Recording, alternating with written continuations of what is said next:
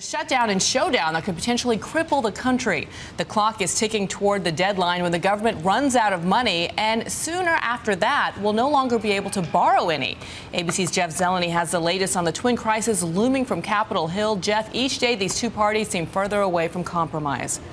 Good morning, Bianna. You're right. And this Washington government shutdown could be only 9 days away if yet another fight over the nation's controversial new health care law isn't resolved.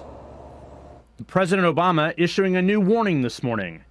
We're running out of time to fix this. In his weekly address, the president calls out Republicans for trying to kill his signature health care plan, and along the way shutting down the government and threatening the stock market.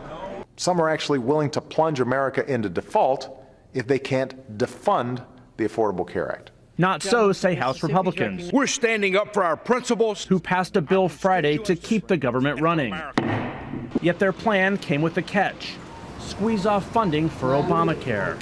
We must get rid of Obamacare. While Republicans have made more than 40 attempts to kill the health care law, the bill is passed. A symbolic fight is quickly becoming a perfect storm with deep fiscal consequences. Laid upon the table. The president, traveling to Missouri on Friday, scolded Congress. They're not focused on you. They're focused on politics.